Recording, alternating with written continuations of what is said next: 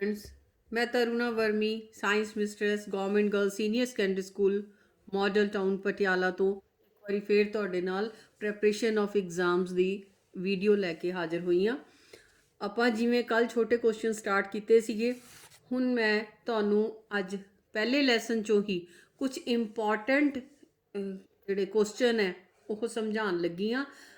ਇਹ very very very very important ਹੈ। ਇਹਨਾਂ ਨੂੰ ਜੇ ਤੁਸੀਂ ਧਿਆਨ ਨਾਲ ਕਰੋਗੇ ਤਾਂ ਤੁਹਾਡੇ ਕਈ ਕੁਐਸਚਨ 1 ਨੰਬਰ 2 ਨੰਬਰ ਔਰ 3 ਨੰਬਰ ਦੇ ਤਿਆਰ ਹੋ ਜਾਣਗੇ। ਟਾਈਪਸ ਆਫ ਕੈਮੀਕਲ ਰਿਐਕਸ਼ਨਸ ਹੈ, ਰਸਾਇਣਿਕ ਕਿਰਿਆਵਾਂ ਦੀਆਂ ਕਿਸਮਾਂ, ਇਹਦੇ ਬਾਰੇ ਆਪਾਂ ਗੱਲ ਕਰਾਂਗੇ। ਮੈਂ ਤੁਹਾਨੂੰ ਅੱਗੇ ਵੀ ਵੀਡੀਓਜ਼ ਦੇ ਵਿੱਚ ਦੱਸਿਆ ਵੀ ਜਿਹੜੀਆਂ ਇਹ ਰਸਾਇਣਿਕ ਕਿਰਿਆਵਾਂ ਹੈ ਇਹ 4 ਤਰ੍ਹਾਂ ਦੀਆਂ। ਪਹਿਲੀ ਉਹਨਾਂ ਚੋਂ ਹੈਗੀ ਸੰਯੋਜਨ ਕਿਰਿਆ, ਕੰਬੀਨੇਸ਼ਨ ਰਿਐਕਸ਼ਨ। ਓਕੇ, ਸੰਯੋਜਨ ਕਿਰਿਆ ਦੇ ਵਿੱਚ ਕੀ ਚੀਜ਼ ਹੈ ਵੀ ਮੈਂ ਅੱਗੇ ਵੀ ਤੁਹਾਨੂੰ ਇਸ ਤਰ੍ਹਾਂ ਦੱਸਦੀ ਹੁੰਦੀ ਹਾਂ, A + B gives us AB, ਮਤਲਬ ਦੋ ਚੀਜ਼ਾਂ ਰਲ ਕੇ ਇੱਕ ਚੀਜ਼ ਬਣਾਉਂਦੀਆਂ, ਉਹਨੂੰ ਅਸੀਂ ਕਹਿੰਦੇ ਹਾਂ ਸੰਯੋਜਨ ਕਿਰਿਆ। ਇਨ ਸ਼ਾਰਟ ਜਿਹੜਾ ਇਹਦਾ ਡੈਫੀਨੇਸ਼ਨ ਹੈ ਇਸ ਦੇ ਵਿੱਚ ਦੇਖੋ, ਉਹ ਵੀ ਤੁਹਾਡੀ ਕਿਤਾਬ ਦੇ ਵਿੱਚ ਪੇਜ ਨੰਬਰ 7 'ਤੇ ਦਿੱਤਾ ਹੋਇਆ ਹੈ। ਅਜਿਹੀ ਰਸਾਇਣਿਕ ਕਿਰਿਆ ਜਿਸ ਵਿੱਚ ਦੋ ਜਾਂ ਦੋ ਤੋਂ ਵੀ ਵੱਧ ਅਭਿਕਾਰਕ ਹੁੰਦੇ ਇੱਧਰਲੇ ਪਾਸੇ ਵਾਲੇ ਅਭਿਕਾਰਕ ਆਪਸ ਵਿੱਚ ਮਿਲ ਕੇ ਇਕੱਲਾ ਉਤਪਾਦ ਨਿਰਮਿਤ ਕਰਦੇ ਹਨ, ਉਸ ਨੂੰ ਸੰਯੋਜਨ ਕਿਰਿਆ ਆਖਦੇ ਹਨ।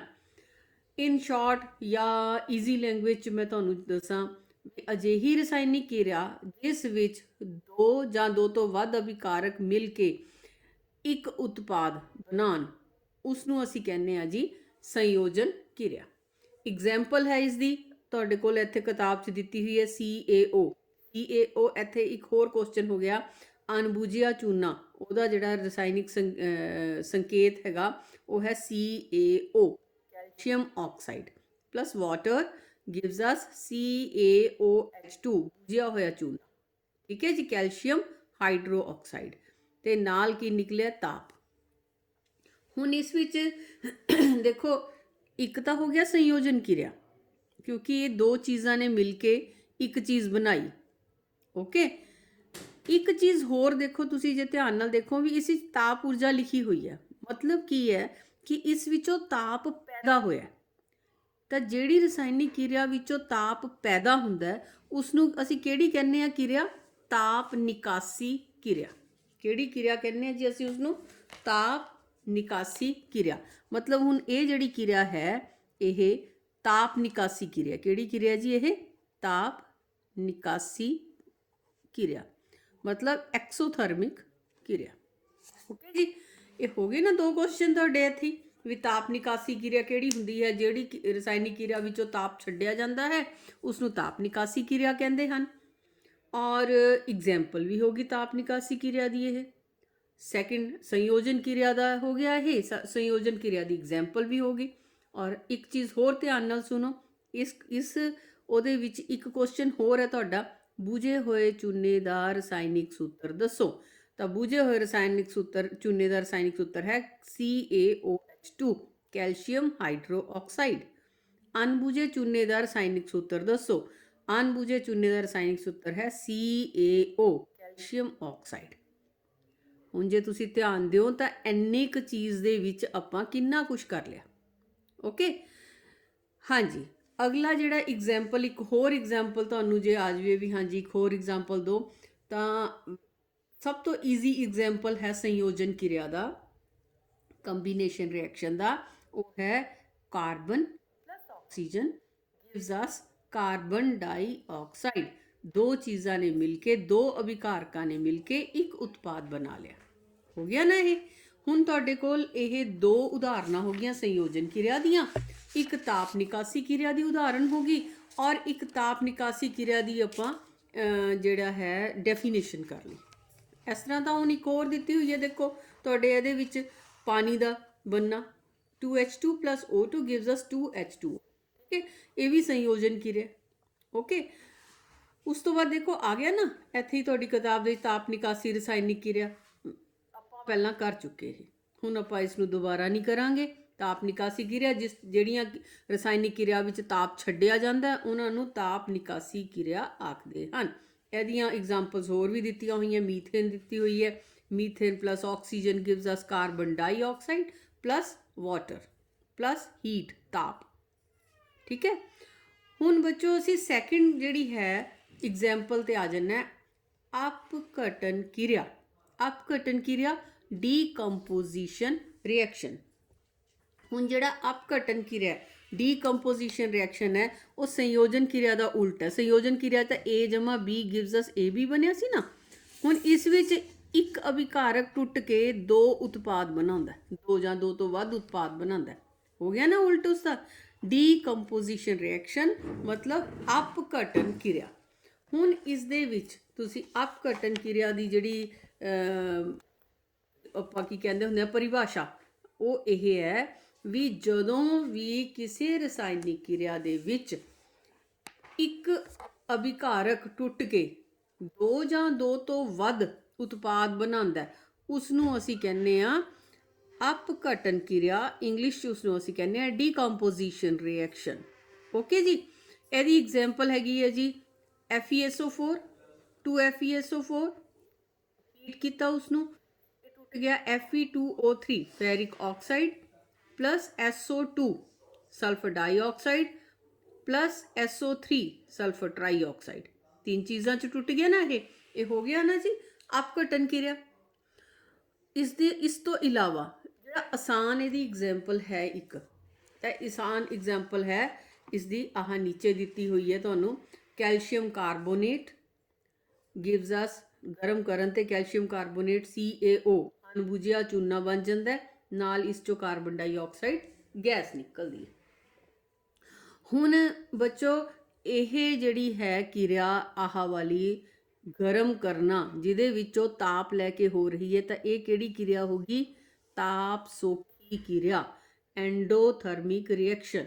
ਇਹਦੇ ਵਿੱਚ ਤਾਪ ਲਿੱਤਾ ਗਿਆ। ਜਿਹੜੀਆਂ ਕਿਰਿਆਵਾਂ ਦੇ ਵਿੱਚ ਤਾਪ ਲੈ ਕੇ ਕਿਰਿਆ ਹੋਵੇ ਉਹਨਾਂ ਨੂੰ ਅਸੀਂ ਕਹਿੰਦੇ ਆ ਤਾਪ ਸੋਖੀ ਕਿਰਿਆ।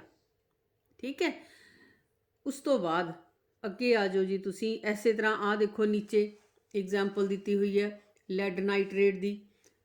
PbNO32 ਗਰਮ ਕੀਤਾ, ਲੈਡ ਆਕਸਾਈਡ ਬਣ ਗਿਆ ਪਲੱਸ ਨਾਈਟ੍ਰੋਜਨ ਡਾਈਆਕਸਾਈਡ ਬਣ ਗਿਆ ਤੇ ਪਲੱਸ ਆਕਸੀਜਨ ਬਣ ਗਿਆ। ਇਹ ਸਾਰੀਆਂ ਉਦਾਹਰਨਾਂ ਜਿਹੜੀਆਂ ਹੈ ਉਹ ਅਪਘਟਨ ਕਿਰਿਆ ਦੀਆਂ ਉਦਾਹਰਨਾਂ। ਅੱਛਾ ਜੀ, ਹੁਣ ਅੱਗੇ ਆ ਜਾਓ। ਨੈਕਸਟ ਜਿਹੜਾ ਰਿਐਕਸ਼ਨ ਹੈ ਉਹ ਇਹ ਦੇਖੋ ਜੀ, ਇੱਕ ਜਿਹੜਾ ਅਪਘਟਨ ਕਿਰਿਆ ਦਾ ਹੀ ਉਦਾਹਰਨ ਹੈ।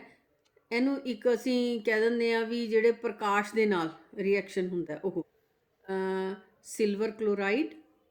ਸੂਰਜ ਦਾ ਪ੍ਰਕਾਸ਼ ਲਿੱਤਾ ਇਸਨੇ, ਸੂਰਜ ਦੇ ਪ੍ਰਕਾਸ਼ 'ਚ ਜੇ ਅਸੀਂ ਸਿਲਵਰ ਕਲੋਰਾਈਡ ਨੂੰ ਰੱਖ ਦਈਏ ਤਾਂ ਉਹ ਸਿਲਵਰ ਪਲੱਸ ਕਲੋਰੀਨ ਦੇ ਵਿੱਚ ਬਦਲ ਜਾਂਦਾ, ਕਲੋਰੀਨ ਗੈਸ ਨਿਕਲ ਜਾਂਦੀ ਹੈ ਉਹਦੇ 'ਚੋਂ। ਓਕੇ ਜੀ। ਇਸੇ ਤਰ੍ਹਾਂ silver bromide, Ag silver Br bromide 2AgBr silver bromide. ਸੂਰਜ ਦੇ ਪ੍ਰਕਾਸ਼ ਦੇ ਵਿੱਚ ਇਸ ਵਿੱਚੋਂ ਵੀ ਬ੍ਰੋਮੀਨ ਗੈਸ ਨਿਕਲ ਜਾਂਦੀ। ਇਹ ਜਿਹੜੀਆਂ ਕਿਰਿਆਵਾਂ ਤਾਪ ਨੂੰ ਸੋਖ ਕੇ ਹੋ ਰਹੀਆਂ, ਚਾਹੇ ਉਹ ਸੂਰਜ ਦੀ ਗਰਮੀ 'ਚ ਹੋ ਰਹੀਆਂ, ਚਾਹੇ ਉਹ ਵੈਸੇ ਗਰਮ ਕਰਨ ਤੇ ਹੋ ਰਹੀਆਂ, ਉਹਨਾਂ ਸਾਰੀਆਂ ਕਿਰਿਆਵਾਂ ਨੂੰ ਅਸੀਂ ਕੀ ਕਹਿੰਦੇ ਆ? ਤਾਪ ਸੋਖੀ ਕਿਰਿਆਵਾਂ, ਐਂਡੋਥਰਮਿਕ ਰਿਐਕਸ਼ਨ। ਠੀਕ ਹੈ ਜੀ।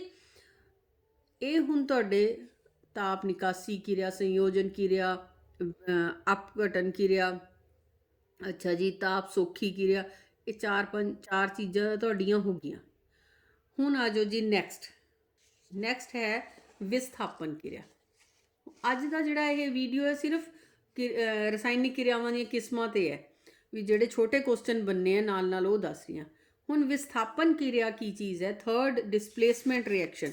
ਡਿਸਪਲੇਸਮੈਂਟ ਦਾ ਨਾਮ ਤੋਂ ਹੀ ਤੁਹਾਨੂੰ ਪਤਾ ਲੱਗ ਗਿਆ ਹੋਣਾ ਵੀ ਜਿਹੜਾ ਡਿਸਪਲੇਸਮੈਂਟ ਹੈ ਕਿਸੇ ਚੀਜ਼ ਨੂੰ ਡਿਸਪਲੇਸ ਕਰਨਾ, ਵਿਸਥਾਪਿਤ ਕਰਨਾ, ਕਿਸੇ ਚੀਜ਼ ਨੂੰ ਬਾਹਰ ਕੱਢ ਦੇਣਾ, ਉਹਦੀ ਜਗ੍ਹਾ ਲੈ ਲੈਣੀ। ਠੀਕ ਹੈ। ਜਿਸ ਕਿਰਿਆ ਦੇ ਵਿੱਚ ਕੋਈ ਇੱਕ ਜਿਹੜਾ ਅਭਿਕਾਰਕ ਹੈ ਦੂਸਰੇ ਅਭਿਕਾਰਕ ਚੋਂ ਕਿਸੇ ਇੱਕ ਤੱਤ ਨੂੰ ਵਿਸਥਾਪਿਤ ਕਰ ਦਿੰਦਾ ਤੇ ਉਸ ਨੂੰ ਅਸੀਂ ਕਹਿੰਦੇ ਆ ਜੀ ਵਿਸਥਾਪਨ ਕਿਰਿਆ, ਡਿਸਪਲੇਸਮੈਂਟ ਰਿਐਕਸ਼ਨ। ਇਹ ਐਗਜ਼ਾਮਪਲ ਹੈ ਇਸ ਦੀ iron plus copper sulphate gives us ferrous sulphate plus copper. ਹੁਣ ਇੱਥੇ ਇੱਕ ਚੀਜ਼ ਹੋਰ ਹੈ, ਦੇਖੋ ਕੁਐਸਚਨ ਆ ਜਾਂਦਾ ਵੀ ਕਾਪਰ ਸਲਫੇਟ ਕਿਸ ਰੰਗ ਦਾ ਹੁੰਦਾ। ਬੱਚੋ ਕਾਪਰ ਸਲਫੇਟ ਕਿਸ ਰੰਗ ਦਾ ਹੁੰਦਾ ਹੈ? ਹਮੇਸ਼ਾ ਨੀਲੇ ਰੰਗ ਦਾ। ਠੀਕ ਹੈ ਜੀ। ਆਇਰਨ ਸਲਫੇਟ ਕਿਸ ਰੰਗ ਦਾ ਹੁੰਦਾ ਹੈ? ਹਰੇ ਰੰਗ ਦਾ, ਗ੍ਰੀਨ ਕਲਰ ਦਾ। ਇਹ ਤੁਹਾਨੂੰ ਛੋਟੇ ਕੁਐਸਚਨਾਂ ਚ ਆਏਗਾ ਵੀ ਕਾਪਰ ਸਲਫੇਟ ਕਿਸ ਰੰਗ ਦਾ ਹੁੰਦਾ, ਫੈਰਸ ਸਲਫੇਟ ਕਿਸ ਰੰਗ ਦਾ। ਕਾਪਰ ਸਲਫੇਟ ਦੇ ਘੋਲ 'ਚ ਜੇ ਅਸੀਂ ਆਹ ਤੁਹਾਨੂੰ ਉੱਪਰ ਦਿੱਤਾ ਹੋਇਆ ਵੀ ਜੇ ਅਸੀਂ ਲੋਹੇ ਦੀਆਂ ਮੇਖਾਂ ਪਾ ਕੇ ਰੱਖ ਦਈਏ ਥੋੜੀ ਦੇਰ ਤਾਂ ਜਿਹੜਾ ਰਿਐਕਸ਼ਨ ਹੋਏਗਾ ਕੀ ਹੋਏਗਾ, ਜਿਹੜਾ ਘੋਲ ਹੈ ਨੀਲੇ ਰੰਗ ਦਾ ਉਹ ਹਰਾ ਹੋ ਜਾਏਗਾ ਤੇ ਜਿਹੜਾ ਕਾਪਰ ਹੈ ਉਹ ਇਹ ਜਿਹੜੀਆਂ ਮੇਖਾਂ ਹੈਗੀਆਂ ਉਹ ਥੋੜੀਆਂ ਭੁਰਭੁਰੀਆਂ ਜਿਹੀਆਂ ਹੋ ਜਾਣਗੀਆਂ। ਇਹ ਕਾਪਰ ਜਿਹੜਾ ਹੈਗਾ ਉਹ ਅਲੱਗ ਹੋ ਜਾਏਗਾ। ਓਕੇ, ਇਸ ਨੂੰ ਕਹਿੰਦੇ ਆ ਜੀ ਅਸੀਂ ਵਿਸਥਾਪਨ ਰਿਐਕਸ਼ਨ। ਹੁਣ ਅਗਲਾ ਇਸ ਦਾ ਐਗਜ਼ਾਮਪਲ ਇੱਕ ਹੋਰ ਆ ਗਿਆ ਜੀ, Zn plus CuSO4 copper sulfate gives us ZnSO4 zinc sulfate। ਜਿਹੜਾ SO4 ਹੈ ਬੱਚੋ ਉਹ ਜਿਹਦੇ ਨਾਲ ਲੱਗ ਜੂਗਾ ਉਹਦਾ ਮਤਲਬ ਹੁੰਦਾ ਸਲਫੇਟ। ਉਹ ਜਿਹਦੇ ਨਾਲ ਵੀ ਲੱਗਿਆ ਹੋਇਆ ਹੈ ਉਹਦੇ ਨਾਲ ਅਸੀਂ ਸਲਫੇਟ ਜੋੜ ਦਿੰਦੇ ਹਾਂ। ਜ਼ਿੰਕ ਨਾਲ ਲੱਗਿਆ ਹੋਇਆ ਜ਼ਿੰਕ ਸਲਫੇਟ, ਕਾਪਰ ਨਾਲ ਲੱਗਿਆ ਹੋਇਆ copper sulphate. Okay, plus Cu copper ਅਲੱਗ ਹੋ ਗਿਆ। ਹੁਣ ਜ਼ਿੰਕ ਨੇ SO4 ਦੇ ਨਾਲ ਜੁੜ ਗਿਆ ਸਲਫੇਟ ਨਾਲ, ਕਿਸ ਨੂੰ ਵਿਸਥਾਪਿਤ ਕਰਤਾ? ਕਾਪਰ। ਕਿਹੜਾ ਰਿਐਕਸ਼ਨ ਹੋ ਗਿਆ ਜੀ? ਵਿਸਥਾਪਨ ਰਿਐਕਸ਼ਨ। ਇਸੇ ਤਰ੍ਹਾਂ lead plus copper chloride CuCl2 gives us lead chloride. Lead ਜਿਹੜਾ ਹੈਗਾ ਉਹ ਕਲੋਰੀਨ ਨਾਲ ਜੁੜ ਕੇ ਲੈਡ ਕਲੋਰਾਈਡ ਬਣ ਗਿਆ ਤੇ ਵਿੱਚੋਂ ਕਿਸ ਨੂੰ ਵਿਸਥਾਪਿਤ ਕਰਤਾ? ਕਾਪਰ। ਇਹ ਤੁਹਾਡੇ ਹੋ ਗਏ ਜੀ ਵਿਸਥਾਪਨ ਰਿਐਕਸ਼ਨ। ਲਾਸਟ ਵਨ ਹੈਗਾ ਜੀ ਦੂਹਰਾ ਵਿਸਥਾਪਨ ਪ੍ਰਤੀਕਿਰਿਆ, ਡਬਲ ਡਿਸਪਲੇਸਮੈਂਟ। ਇੱਕ ਚੀਜ਼ ਨੂੰ ਬਾਹਰ ਕੱਢਣਾ ਵਿਸਥਾਪਨ, ਜਦੋਂ ਦੋ ਚੀਜ਼ਾਂ ਜਿਹੜੀਆਂ ਹੈ ਆਪਸ ਅਦਲਾ ਬਦਲੀ ਕਰ ਲੈਣ ਉਹ ਦੂਹਰਾ ਵਿਸਥਾਪਨ। ਦੂਹਰਾ ਵਿਸਥਾਪਨ ਰਿਐਕਸ਼ਨ ਦੇ ਵਿੱਚ ਐਗਜ਼ਾਮਪਲ ਦਿੱਤੀ ਹੋਈ ਹੈ, ਅਭਿਕਾਰਕ ਜਦੋਂ ਜਿਹੜੇ ਅਭਿਕਾਰਕ ਹੈ ਜਦੋਂ ਆਪਸ ਦੇ ਵਿੱਚ ਅਦਲਾ ਬਦਲੀ ਕਰ ਲੈਂਦੇ ਆ ਆਪਣੇ ਅਭਿਕਾਰਕਾਂ ਦੀ, ਆਇਨਾਂ ਦੀ, ਤਾਂ ਉਸ ਨੂੰ ਅਸੀਂ ਕਹਿੰਦੇ ਆ ਦੂਹਰਾ ਵਿਸਥਾਪਨ। ਜਿਵੇਂ ਸੋਡੀਅਮ ਸਲਫੇਟ ਪਲੱਸ ਬੇਰੀਅਮ ਕਲੋਰਾਈਡ, ਇਹ ਜਦੋਂ ਰਿਐਕਸ਼ਨ ਹੋਇਆ ਤਾਂ ਕੀ ਬਣ ਗਿਆ ਜੀ? ਸੋਡੀਅਮ ਜਾ ਕੇ ਰਲ ਗਿਆ ਕਲੋਰੀਨ ਦੇ ਨਾਲ, ਬੇਰੀਅਮ ਜਾ ਕੇ ਰਲ ਗਿਆ ਸਲਫੇਟ ਨਾਲ, ਕੀ ਬਣ ਗਿਆ? ਬੇਰੀਅਮ ਸਲਫੇਟ ਤੇ ਸੋਡੀਅਮ ਕਲੋਰਾਈਡ। ਹੋ ਗਿਆ ਨਾ ਦੂਹਰਾ ਵਿਸਥਾਪਨ। ਦੇਖੋ ਇਹ ਜਾ ਕੇ ਰਲ ਗਿਆ ਇਹਦੇ ਨਾਲ, ਸੋਡੀਅਮ ਇਹਦੇ ਨਾਲ, ਸਲਫੇਟ ਇਸ ਨਾਲ, ਦੋਨੋਂ ਚੀਜ਼ਾਂ ਅਲੱਗ-ਅਲੱਗ ਹੋ ਗਈਆਂ, ਇਹ ਦੂਹਰਾ ਵਿਸਥਾਪਨ ਹੋ ਗਿਆ। ਹੁਣ ਇਸ ਦੇ ਵਿੱਚ ਇਹ ਦੂਹਰਾ ਵਿਸਥਾਪਨ ਕਿਰਿਆ ਹੋ ਗਈ ਨਾ, ਹੁਣ ਇਸ ਦੇ ਵਿੱਚ ਬਣਦੇ ਆ ਅਵਖੇਪ, ਪ੍ਰੈਸੀਪੀਟੇਟ। ਪ੍ਰੈਸੀਪੀਟੇਟ ਹੁੰਦੇ ਆ ਵੀ ਜਿਵੇਂ ਦਹੀਂ ਦੀਆਂ ਫੁੱਟੀਆਂ ਬਣ ਜਾਂਦੀਆਂ, ਉੱਪਰ ਸਾਫ਼-ਸਾਫ਼ ਪਾਣੀ ਆ ਜਾਂਦਾ। ਜਿਹੜੀ ਕਿਰਿਆ ਦੇ ਵਿੱਚ ਅਵਖੇਪ ਬਣਨ ਉਸ ਕਿਰਿਆ ਨੂੰ ਅਸੀਂ ਕਹਿੰਦੇ ਆ ਜੀ ਅਵਖੇਪਨ। ਤੁਹਾਡਾ ਇੱਕ ਨੈਕਸਟ ਕੁਐਸਚਨ ਹੋ ਗਿਆ ਵੀ ਅਵਖੇਪਨ ਕਿਰਿਆ ਕਿਸ ਨੂੰ ਕਹਿੰਦੇ। ਹੁਣ ਇਸ ਵੀਡੀਓ ਦੇ ਵਿੱਚ ਅਸੀਂ ਰਸਾਇਣਿਕ ਕਿਰਿਆਵਾਂ ਦੀਆਂ ਕਿਸਮਾਂ ਪੜ੍ਹੀਆਂ, ਤਾਪ ਸੋਖੀ ਕਿਰਿਆ, ਤਾਪ ਨਿਕਾਸੀ ਕਿਰਿਆ, ਅਵਖੇਪਨ ਕਿਰਿਆ। ਇਹ ਕੀਤੀਆਂ ਤਾਂ ਮੇਰੇ ਖਿਆਲ 'ਚ ਤੁਹਾਨੂੰ ਇਹ ਸਮਝ ਆ ਗਿਆ ਹੋਵੇਗਾ। ਨੈਕਸਟ ਜਿਹੜੀ ਵੀਡੀਓ ਹੋਏਗੀ ਉਸ ਦੇ ਵਿੱਚ ਆਪਾਂ ਅੱਗੇ ਆਕਸੀਕਰਨ, ਲਘੂਕਰਨ, ਰਿਡੌਕਸ ਰਿਐਕਸ਼ਨ ਕਰਾਂਗੇ। ਆਈ ਹੋਪ ਤੁਸੀਂ ਇਹਨਾਂ ਨੂੰ ਧਿਆਨ ਨਾਲ ਸੁਣੋਗੇ ਤੇ ਤੁਹਾਡੇ ਪੇਪਰਾਂ ਦੀ ਤਿਆਰੀ ਦੇ ਵਿੱਚ ਹੈਲਪਫੁਲ। Thank you.